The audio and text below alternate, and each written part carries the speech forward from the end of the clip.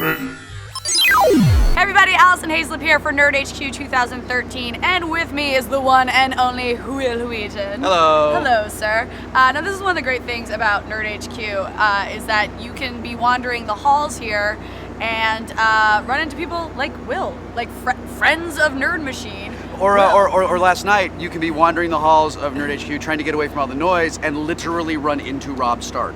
Right? I know, it's crazy. You were there, you saw it happen. I did, and then you had a minor freak out session. And this, wait, this is my favorite thing about you, Will, because we met at Comic-Con maybe 2 or 3 years ago? Yeah, I think it was 2 years ago. And we kindled a friendship over our obsession with Doctor Who. Yes. And it's really awesome to meet like incredible nerd icons like yourself and find out that you guys are just as nerdy as the rest of us. I've been a nerd my whole life. Like I have loved this stuff that we love now as long as I can remember.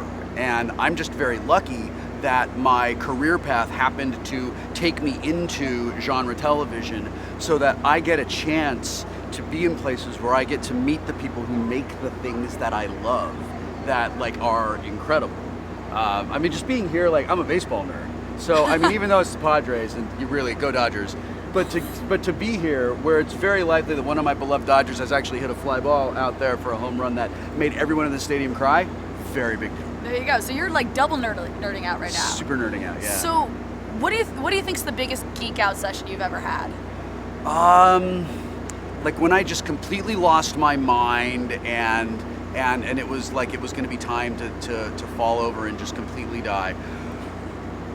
Probably the first time I met Stephen Moffat. Oh yeah. And we just got to chat with right before this interview. Well, that's weird. So like, and I've seen Moffat so many times now that he walks by and I'm like, there goes Stephen Moffat, and Moffat goes, oh, hello, Will. I'm like, remember that time Stephen Moffat knew who I was and knew my name? I'll be honest. Now that we're friends, I can say this, but every time you send me a text message and I see your name pop up on my phone, there's a little bit of me that's like, Will Wheaton.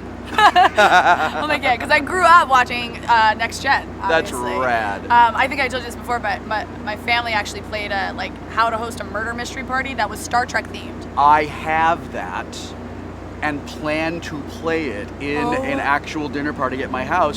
You are invited. Yes!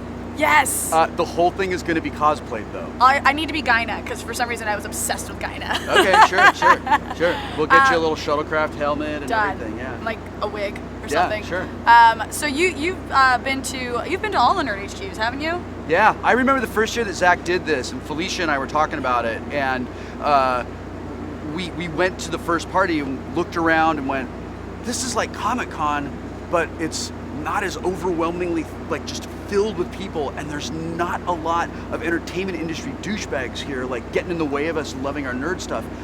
We should start doing our own little things off-site. The very next year, we did the first Geek and Sundry off-site. Zach did another one of these, and this year now it's the freaking ballpark. Right? I think it's great. I think it's wonderful that there is Comic-Con since I think really since the Lord of the Rings era, that Comic-Con has sort of deviated away, and that's okay. It's deviated away from being about stuff that's exclusively for nerds. It's more about stuff that's sort of like, you can be nerdy for pop culture stuff, yes, right? Like you're passionate about it. Yeah, I say all the time, being a nerd or being a geek is not about what you love, it's about how you love it.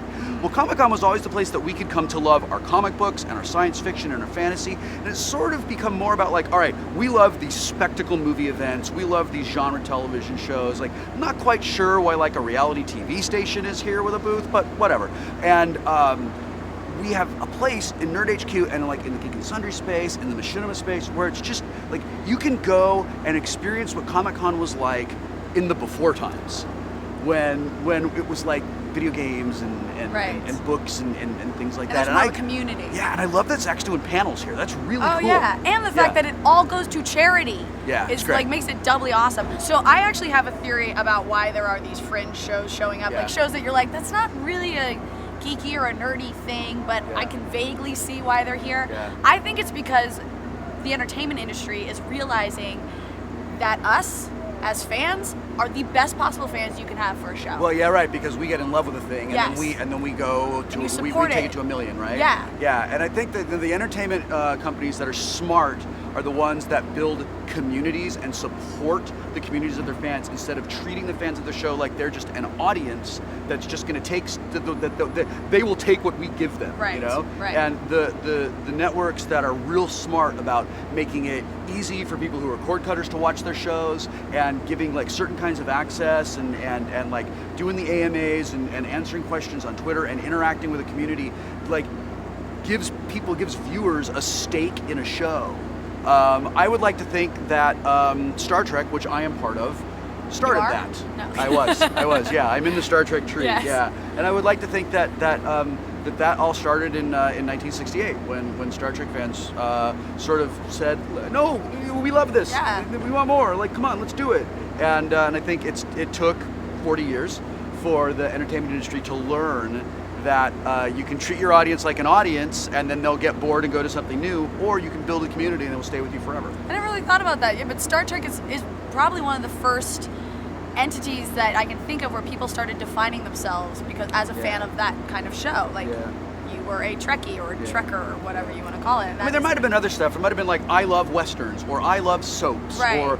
But there wasn't a thing where it was like, oh, this is a world and it's clearly defined and it has its rules and its obvious, very clear philosophy. Yeah. And so we love it now. Yeah. Like my mom used to drive a PT Cruiser. I don't know why, but she said there was this thing that when you, for some reason, PT Cruiser owners, when they drive around, they look at each other and be like, "Sup?" Like there's a kinship between PT Cruiser. So I've been driving Mini Coopers since 2005, and now they're kind of everywhere. But back then, they weren't all over the place. You'd see a Mini driver and you'd sort of like give them a little mini wave. And if there was a Mini in a parking lot, you would try to park next to it. Like that was just a thing that you did. That's awesome. That's what I feel like Comic-Con is. Like you walk, down the halls and you're dressed as someone from Star Trek. You see someone else dressed from someone from Star Trek. You're like, okay, we have a and you're kinship. like, oh, cool, we're on the same away mission. I get it. Great. Awesome. Yeah, I walked up to there were two women last night, and they were cosplaying as Harley Quinn and Poison Ivy, but as Star Trek characters. So her Harley Quinn, she's in a whole red like Uhura red shirt outfit thing, but then she has like little black and white tribbles kind of on her, right? Wow. And then her phaser has a big stick coming out of it and it says Bang. pow. Oh yeah. Oh no, bang. Yeah, it says bang, right? And then the girl who is cosplaying as Poison Ivy, she is in a green kind of Captain Kirk green dress, but she's painted all green like an Orion slave girl, but then she has the leaves and stuff kind of around her head, and I freaked out when I saw them. But we are in a mass of people as Comic-Con is ending. If I stop to take a picture with them, I'm going to be stuck there taking pictures for an hour. Yeah. So I walk up and I come up like this close to the woman and I say, listen, I'm not a creep, I'm Will Wheaton. Those two things might not be exclusive. And I'm like, I hope, now I'm a creep. And I said, I just wanted to tell you how much I love your cosplay. It's amazing. And I love the mashup that you did, right? And my wife was like, let's take a picture. And I was like, we can't take a picture. Stop. But it was keep great. walking. Like, I just love that an environment where, and all conventions are like this, but San Diego Comic-Con is like this, turned up to 11. You get to go to a place and you get to be unabashedly, just non-ironically, completely enthusiastically in love with the thing, and you get to express it in a really wonderful, positive environment where people are like, that's cool, as opposed to, oh, look, you have too much time on your hands. I do. There's a woman, I saw a picture, already walking around with a Sharknado hat Yeah, on. we saw her too, it's great. It's amazing, but Sharknado came out like a week ago. Yeah. She made that thing in a week. Yeah. I'm impressed. Yeah, I think Sharknado was made in a week too. So Well, yes. It's a meta cosplay.